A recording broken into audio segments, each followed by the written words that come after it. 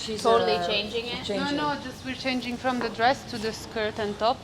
Because the dress was too short with the boots. I don't know how you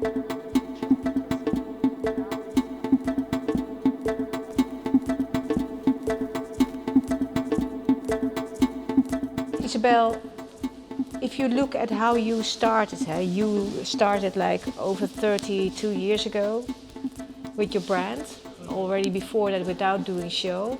If you look back at Isabel back then, what would you say to her? Do not change anything. No, I mean, I must say I'm super proud that of the way I could run the growing up of the company, because when I started, I was quite naive. Is not exactly the word, but I was. In French, we say fougueux. I don't know what's the word in English. You're more like a young dog, you know. It's like you're full of energy and you don't have any restriction, and you just go into what you're doing with all your passion, and I think it's great. But sometimes you do mistakes, and of course, from years to years, I've learned my work. I was like very young. I was 22 years old. And of course, there are things that you don't have the knowledge of course, that I have after 32 years. At least that's a good thing, because that's what leads me also to go on, because I still feel that I can make better, and that it's each time one step. You're still growing. You're still curious. I still feel that I'm improving. So that's very joyful to have this feeling. The day I will feel I'm not improving anything, I will say maybe it's time to stop. I think with the pandemic situation, it really helped us to be even more organized and more straight to the point. Also, to have a bit more time also for me, because we've been trained to work in télétravail. I don't know the name. Through Zoom.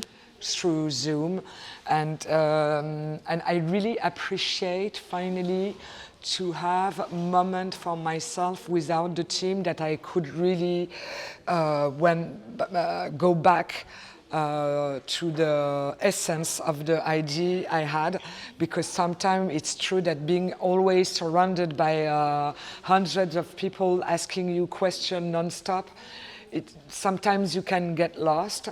And now I'm not going to the office at all on the Mondays, and I really have the Monday for me, and I love my Monday because it's a day for me. Sometimes I work on the collection, sometimes I don't. But I feel much more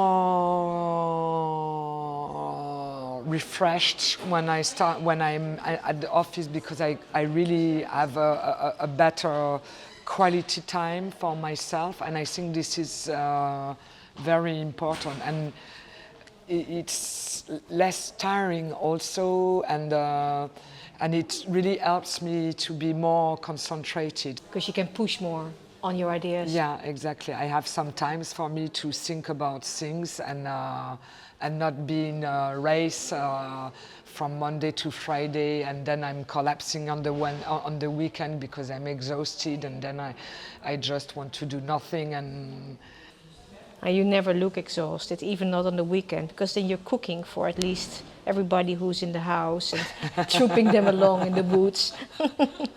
I think it's like really having another life next to my designing life that gives me power to be in shape for the work.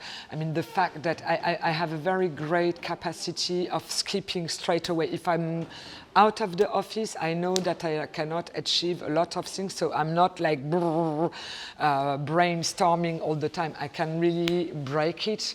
On the weekend, I walk a lot in the forest, I swim a lot. I mean, sports is a huge help for me. It's very important to be very well balanced in your life. It's coming back to the high level sportive. I mean, if you want to win the Olympic, if you don't have a proper, a healthy life, then it makes it more complicated. And I mean, I'm not young anymore, I'm 54. And I quite love also the speed and the emergency and the fact of going over you each time. I think it's, I quite like the challenge of fashion. I mean, it's also in my DNA to have a rich, exciting life.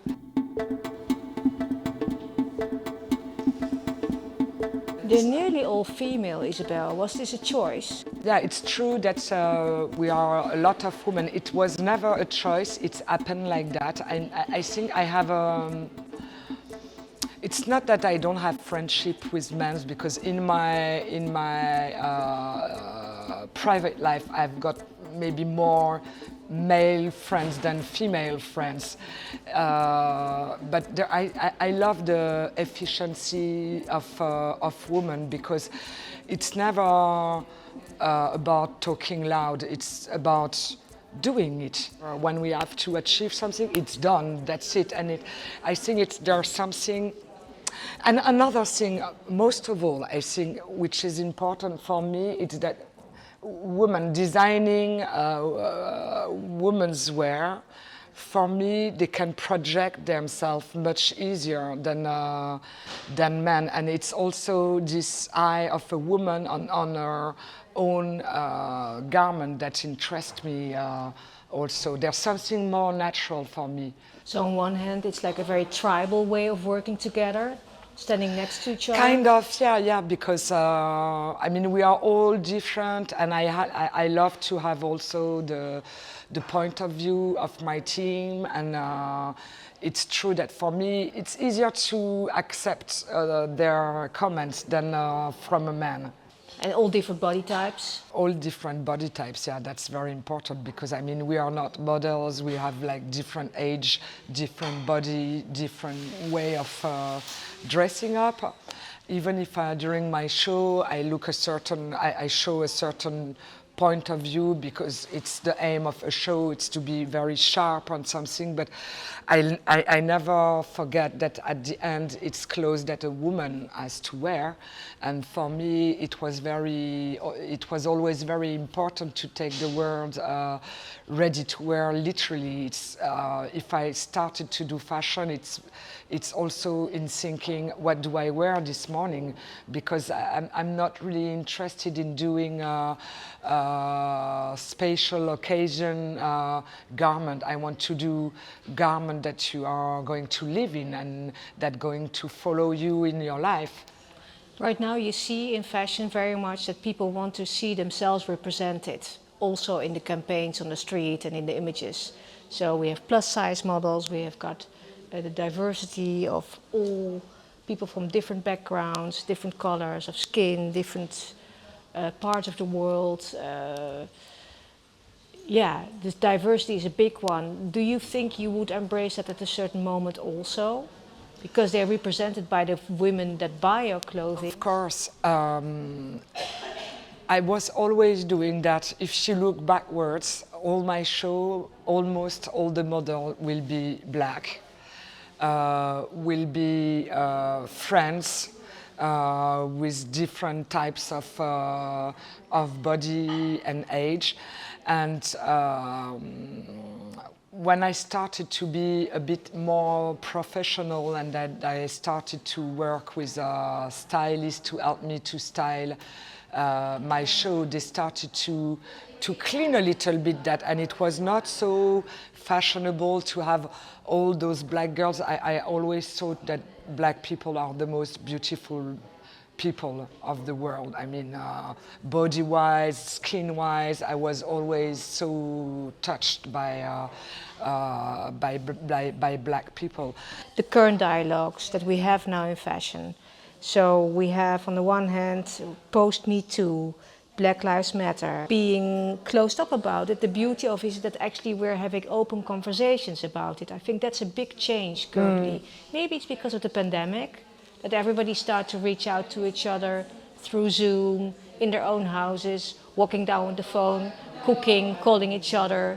It became far more intimate, don't you feel? Yeah, I think so too. Yeah, no, that was very joyful when we were doing a Zoom meeting to see the universe of life of each one, the kids passing through the frame, seeing the decoration of the house of the people you are working every day, and finally you barely know who they are exactly, and that was very sweet to share something more intimate, of course, yeah. You know, for me, it hasn't changed so much, because I must say all those values about Me Too, Black Lives Matters. I've been raised up by a black woman, because like the last wife of my father was a Caribbean woman. So for me, I never had any eye on people's colors. I mean, it's like having blue eyes or brown eyes, or being brunette or blonde. I mean, that's not what I'm looking at. And I love people, I love culture, I think diversity was always something that brings you richness. That was also one of the starting point of my fashion, because what makes me made fashion was also the love for the craft of the world, and I was always very inspired by all what human being can be able to achieve with his hands. I mean, it's so amazing, the human being talent. Yeah, it is very beautiful what you're saying right now, because you have always been such a big traveler, and you've always been inspired by your traveling, and with this big love for materiality, arts and crafts. You're the girl that goes to a museum and you're one day that you are in Shanghai because you really want to, and then you're glowing because you can truly see. Yeah, it's so exciting and so feeding your creativity and make you thinking, this, it reminds me that, and that was that could be amazing. And it's true that it's so inspiring to me, yeah. But at the same time, we're coming from this period in fashion that everything was possible. If you were traveling, you were inspired about traveling, you could also put this inspiration in your collection. Like we remember when John Galliano came with the train at the, I think it was the Gare du Nord train. Yeah, and that back was then, so beautiful. We loved it. People were in tears. It was so and all beautiful. the Maasai show he did was amazing, and it's true that nowadays sometimes it could be a real problem with all this. I must say I totally understand this problem of cultural appropriation, but I think nowadays things are too pulled into one side, and it's sometimes it's a bit too much. I think now it's time for exchange and sharing. And at that time I was a godmother for a design school in Mexico, and I used to travel a lot in Mexico for that, and I love Mexican art. Suddenly I think because of us, in a way, we enlightened this creativity and this art and the beautiness of those people that was not recognized in their own country. So by the end, and I'm so pleased that I had this conversation with the Ministry of Culture of Mexico, because honestly, if those blouses, I could have made them in Mexico who are making it, I will have been so pleased. That will be really what I would have loved to do. If their own government comes up with saying, okay, there's a real economy in that, we are going to train them to organize, that they can really produce things, I would love to share and make it in the way they are making it, because it's 10 times better than the way I'm going to do it. Yeah, that to me is like a very positive example of just going into dialogue, you know, addressing. Because, you know, for me, I totally understand that those tribes feel robbed by me, and in a way, it's totally true. But my aim in doing that was not robbing their art, it was enlightening their work, because I love what they are doing, and I wanted to share it with the world and not make profit out of their art. Isabel, fashion is such a big industry and France is built upon it. Since Louis XIV, Paris is also built on it. It shows us the sign of the times always. And you're the French darling now, like the Marant of fashion, as I said. What do you feel is your responsibility with your message? Do you feel you can do something within your company to bring a message out through your designs? Tough question. No, it's not a tough question, but it's true that it's not this kind of thing I'm thinking about. But I must say that one of the greatest compliments I have, it's when a woman comes to me and tells me, you know, you gave me some strength through your design. Due to you, I feel much more secure, much more powerful, because it's true that I always had a kind of issue with what I'm doing, being a bit against consumeration, and in doing fashion, in a way, I'm pushing people to consume. And for me, fashion, it's not about consummation, it's about pleasing the people who is going to wear your garment. One of the best compliments I get also, it's someone who told me, your clothes are old friends that we keep in our cupboards. And I think then you feel you've been achieving something deeper than just fashion and just consummation. What does it make you feel? I think it's just being very honest toward the way I create garment, being always sure that it's really something you want to wear, that you will keep, that you feel comfortable in, that you enjoy wearing, because I think clothes, and more nowadays, you just want to feel comfortable and you want to feel yourself. You don't want to have clothes that are too frightening to you, or that you're afraid to wear because it's going to torn, or because you cannot move in it, or... You stay very close to yourself in that, and I feel also that you're in a way not even realizing the altitude of even power and responsibility that you might have, which is beautiful. You stay very close to you and what you're doing. But do you realize, to a certain extent, that you lead a lot of women towards freedom and liberty in their daily lives? Yeah, I realize, yes and no. I don't realize it exactly, but there are so many women who are telling it to me, and it's a communication I have with women I'm meeting, and I must say I'm very proud if I could have bring that into women's life and into fashion. Isabel, what would you say to designers right now who are starting and kick-starting? We have a pandemic, We're still in it, we're not out of it, yet we're maybe more secure on our feet. I think what I always recommend to designers is to have a real personality and a real message. When you start, it's always difficult.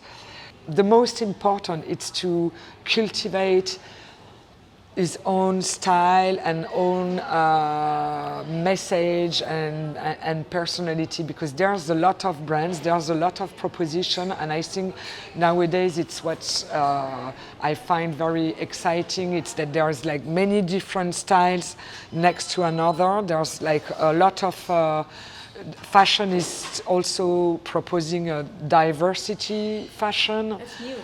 Which is quite new. There's not like the diktat fashion like we used to have in the 90s or the 20s, when it was like miniskirt. Everybody was miniskirt. Now it can be sportsy, dressy, boyish, whatever. I mean, there's rooms for all the styles.